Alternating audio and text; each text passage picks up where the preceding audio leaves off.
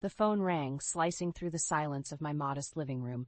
I, Emily Townsend, a 38-year-old working mother, never expected that call to shatter the life I knew. Emily, I'm leaving you. I've found someone else. Oh, and there's about $250,000 of debt in your name. Handle it, will you? Michael's voice, once so familiar and comforting, was now cold, detached. My heart sank. This had to be a cruel joke. Michael, what are you talking about? I stammered, my voice barely a whisper, but he was relentless. You heard me. I'm with Claire now. She understands me, unlike you. Goodbye, Emily. And with that, he hung up. I stood there, phone still in hand, feeling as if the ground had been yanked from under me. Tears welled up in my eyes, not just for the betrayal, but for the sheer impossibility of the debt he'd saddled me with. Mom, are you okay? Anna, my 10-year-old daughter, walked in, her small face etched with concern. I forced a smile, masking my turmoil. Yes, sweetheart, I'm fine. But Anna wasn't fooled. She hugged me, a gesture offering more comfort than she knew. After Anna went to bed, I sat alone, the weight of my new reality suffocating me. How could Michael do this to us? We had a life, a family, and now I was alone, buried under a mountain of debt I had no knowledge of. I logged into our online banking, hoping Michael's call was just a terrible mistake. My heart sank further as I saw the near-empty account. Michael had drained everything, leaving only a trail of unpaid bills and maxed-out credit cards. I didn't sleep that night. Instead, I spent hours staring at the ceiling, grappling with the betrayal. Michael, the man I had loved and trusted, had turned my life into a nightmare. And the worst part, I had no idea how to wake up from it. Before the turmoil, there was a time when laughter filled our home. I met Michael at a charity event. He was charming, his smile infectious. I remember thinking how lucky I was when he asked me out. Those initial dates blossomed into a whirlwind romance. We were young, in love, and the world seemed full of possibilities. Our wedding was a modest affair, but it was perfect. Surrounded by close friends and family, I felt like the happiest woman in the world. When Anna was born 2 years later, our joy multiplied. She was our little miracle, a perfect blend of Michael and me. Those early years were filled with simple pleasures, picnics in the park, movie nights cuddled on the couch, and Anna's laughter echoing through our home. I often found myself marveling at our little family, feeling a sense of contentment I never thought possible. But as Anna grew, so did the distance between Michael and me. It started subtly, missed dinners, late nights at the office, and weekends consumed by urgent work calls. I tried to bridge the gap, arranging date nights and family outings, but Michael always had an excuse. Then came the job losses. Michael's excuses grew thin as he hopped from one job to another. With each new position, his demeanor darkened. The loving man I married was slowly replaced by a stranger, one who snapped at the slightest provocation and withdrew into himself. I remember one evening trying to discuss his job situation. His response still echoes in my mind. What do you know about pressure, Emily? You just sit at home taking care of Anna. You don't understand what it's like in the real world. His words stung. I had given up my career to support his, to be there for Anna. Didn't that count for something? As Michael's behavior became increasingly erratic, I returned to the workforce. It wasn't just for financial stability. It was to fill the growing void in my heart. I missed the connection we once had, the sense that we were a team. Looking back, those signs were there, warning me of the storm that was about to hit. I just chose to ignore them, clinging to the memory of the man I fell in love with, hoping he would return. The unraveling of our life began with whispers of doubt and ended in a cacophony of betrayal. As Michael's job instability grew, so did the tension in our home. His once sporadic late nights became the norm. Each time he stumbled in, reeking of alcohol, a part of my heart crumbled. One evening, as I was putting Anna to bed, she asked, "Mommy, why is Daddy always mad?" Her innocent question pierced me. "Daddy's just tired from work, sweetie," I answered, though I knew the truth was far more complicated. The final straw came when I discovered a series of receipts for expensive jewelry and hotel stays. Confronting Michael led to a ferocious argument, the first of many. "You're suffocating me, Emily," he yelled. "I need some space, some freedom." Freedom? Is that what you call spending our savings on whatever this is? I countered, holding up the receipts. He snatched them from my hand, his eyes blazing. "You wouldn't understand. You're just a housewife. What do you know about living a life?" I stood there stunned as he stormed out, slamming the door behind him. His words, so callous and dismissive, echoed in my mind. Was this really the man I married? Determined to protect Anna and myself, I made the decision to return to work. My old job at the marketing firm welcomed me back, and I threw myself into it. The work was a welcome distraction from the chaos at home. Yet, as I worked late into the night, a gnawing feeling of guilt consumed me. I was missing precious moments with Anna, all because of Michael's selfishness. It wasn't fair. She didn't deserve this. The nights grew lonelier. Michael's presence in the house became like a ghost, there, but not really. His indifference towards Anna, his once cherished daughter, hurt the most. He was slipping away from us, and I felt powerless to stop it. It was during these dark times that I found solace in my friendship with Rachel. She became my confidant, my rock. "You're stronger than you know, Emily," she would often tell me. I wanted to believe her, but the shadows of doubt were overwhelming. As I lay in bed each night, listening to the silence of the house, I couldn't help but wonder where it all went wrong. When did the love and laughter turn into resentment and distance? The answers eluded me, much like the remnants of the happy life we once shared. Life, as I knew it, had become a juggling act. Balancing work, motherhood, and a crumbling marriage left me perpetually exhausted. Each day was a struggle to maintain a semblance of normalcy for Anna, who remained my beacon of hope. One evening, after a particularly grueling day at work, I found Anna sitting at the kitchen table, her homework spread out in front of her. "Mom, can you help me with this?" she asked, pointing to a math problem. I sat down, the fatigue of the day weighing heavily on me. "Of course, honey," I replied, but my mind was elsewhere, tangled in a web of bills, work deadlines, and the latest argument with Michael. As we worked through the problem, my phone buzzed. It was Rachel. "Emily, are you okay? You sounded off at work today." I sighed, pinching the bridge of my nose. "I'm just tired, Rachel. Tired of everything." Anna looked up at me, her eyes filled with concern. "Mom, you're working too hard. Can't Daddy help?" Her question was like a dagger to my heart. How could I explain to her that her father, the man who should have been our pillar, had become our greatest burden? Michael's presence in the house had become almost non-existent. When he was home, his disdain was palpable. Our interactions were limited to brief, bitter exchanges, often culminating in him storming out to spend the night God knows where. The climax of our deteriorating relationship came one rainy night. Michael arrived home late, his clothes drenched, his eyes wild. "I lost my job," he blurted out, a mix of anger and desperation in his voice. I stood there, stunned. "What happened?" "They're a bunch of idiots. They don't appreciate me," he spat, his voice laced with venom. I tried to reason with him, to discuss our next steps, but he was beyond reach. "You wouldn't understand, Emily. You live in this little bubble, thinking everything is fine. Well, it's not." His words hung in the air, a testament to the vast chasm that had grown between us.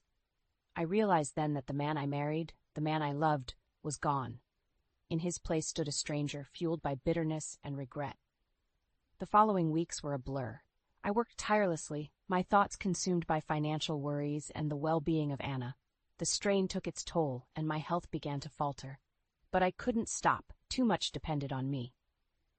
Then, one fateful day at work, the world spun, and darkness engulfed me. I woke up in a hospital bed, Rachel and Anna by my side. The doctor's words were a wake-up call. "You need to slow down, Emily. Your body can't handle this stress." But how could I slow down? How could I, when our world was falling apart? Lying in the sterile hospital bed, a myriad of tubes and monitors attached to me, I couldn't help but feel defeated.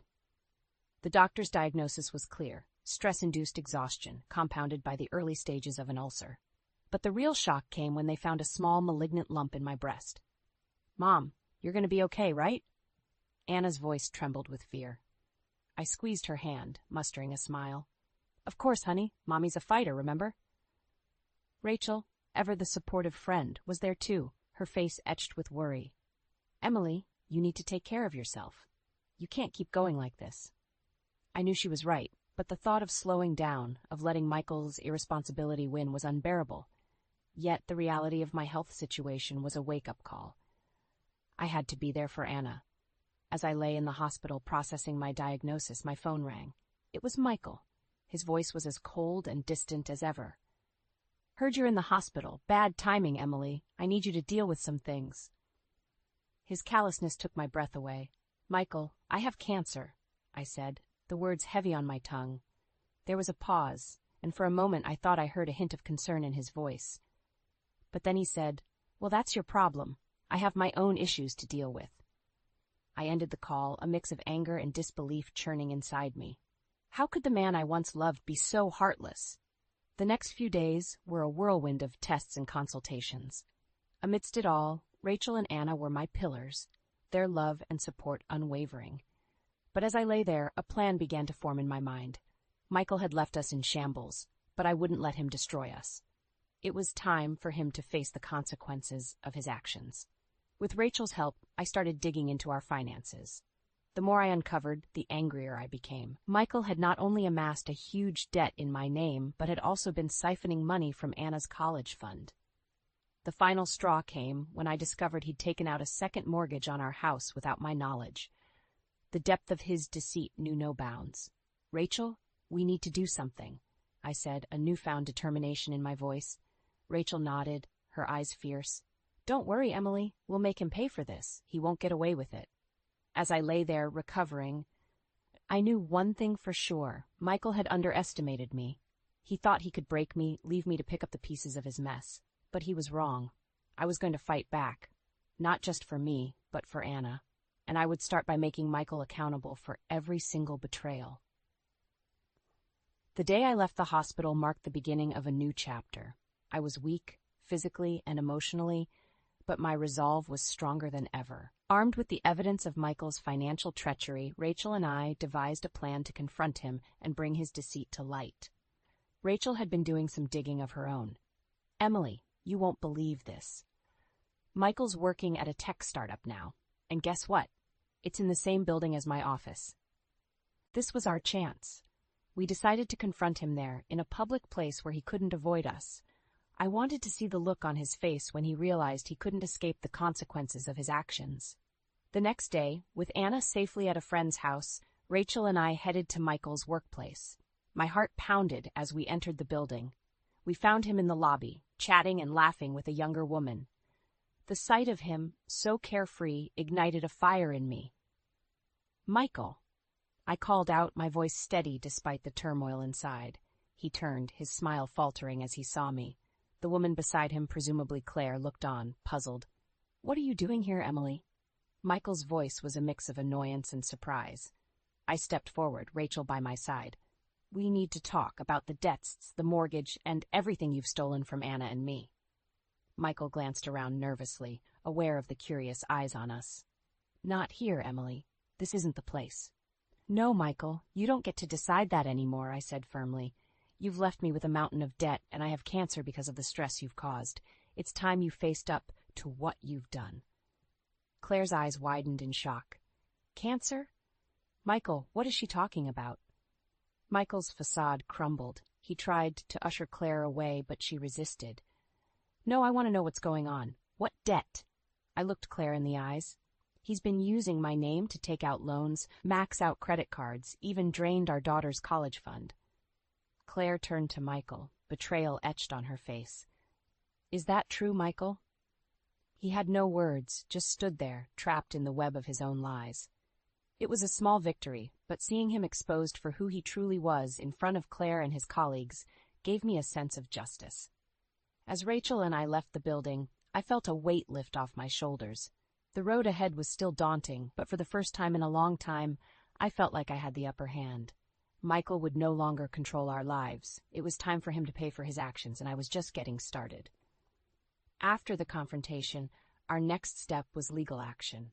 Rachel, ever the resourceful one, connected me with a sharp, no-nonsense lawyer, Diane. She was a force to be reckoned with, and exactly what I needed. Diane pored over the documents I had gathered. "We have a strong case," she assured me. "Not only can we sue for the debts he incurred in your name, but we can also go after him for fraud and emotional distress." The idea of taking Michael to court was daunting, but it was necessary. He had to be held accountable. Meanwhile, Rachel kept an eye on Michael's movements. "He's unraveling, Emily. Claire left him, and it looks like his job is on the line, too. Good, I thought. He was finally feeling the weight of his actions. The day of the court hearing arrived. Michael was there, looking deflated, a far cry from the confident man he once was. As the proceedings began, it became clear that the evidence against him was overwhelming. Michael's lawyer tried to paint him as a man who had simply made some financial missteps, but Diane tore through their arguments. She presented the evidence of his fraudulent activities, his draining of Anna's college fund, and the impact of his actions on my health. The judge was sympathetic to our case. "Mr. Townsend, your actions have caused significant harm to your family. It's clear you acted with deceit and selfishness." The courtroom was silent as the judge delivered the verdict. Michael was found liable for the debts and ordered to pay restitution. Additionally, he would face criminal charges for his fraudulent activities. As we left the courtroom, Michael tried to approach me. "Emily, I'm sorry." I looked at him, feeling a sense of closure. "Your apologies mean nothing now, Michael. You're going to face the consequences of what you've done." Walking out of that courtroom, I felt a sense of empowerment. It wasn't just about the legal victory. It was about standing up to the man who had tried to break me. I had fought back and won. The battle was over, but the war was not. There were still challenges ahead: my health, rebuilding my life, ensuring Anna's future. But I faced them with a newfound strength. Michael Townsend would no longer cast a shadow over our lives. It was time for Anna and me to step into the light. The aftermath of the trial marked the beginning of a new life for Anna and me. The victory in court was more than just a legal triumph. It was a reclaiming of our dignity and strength. Yet, the true battle lay in rebuilding our lives from the ruins Michael had left behind. I returned to work with a renewed focus, determined to provide a stable and loving home for Anna. She was flourishing in school, her resilience a constant source of pride for me. We had weathered the storm together, and our bond had only grown stronger. Rachel was a regular visitor, always bringing warmth and laughter into our home. "You know, Emily, you're an inspiration," she said to me one evening as we sat in my living room, a sense of peace finally settling around us. I smiled, looking over at Anna, who was engrossed in a book. "I had a good teacher," I replied, my eyes meeting Rachel's. We had been through so much, but her friendship had been a guiding light through the darkest times. As for Michael, his downfall was swift. The loss of his job and reputation, coupled with the legal repercussions, had taken their toll. He tried to reach out a few times, perhaps seeking forgiveness or pity, but I had closed that chapter of my life. I was no longer the woman he had left in shambles. I was stronger, wiser, and free from his toxic presence. The journey wasn't easy. There were moments of doubt and fear, but each step forward was a testament to our resilience. Anna and I had not just survived. We had thrived. One evening, as I tucked Anna into bed, she looked up at me with those big, bright eyes. "Mom, we're going to be okay, right?" I nodded, brushing a strand of hair from her face. "Yes, sweetheart, we're going to be more than okay. We have each other, and that's all we need." As I turned off the light and left her room, I felt a sense of contentment. Our future was uncertain, but it was ours to shape. The scars of the past would always be there, but they no longer defined us. In the quiet of the night, I sat by the window, gazing at the stars. Life had thrown us into turmoil, but we had emerged stronger. We had faced our challenges head-on and reclaimed our lives. This was our new dawn, a time of healing and hope. And as I looked up at the night sky, I knew that no matter what lay ahead, Anna and I would face it together, with courage, love, and an unbreakable spirit.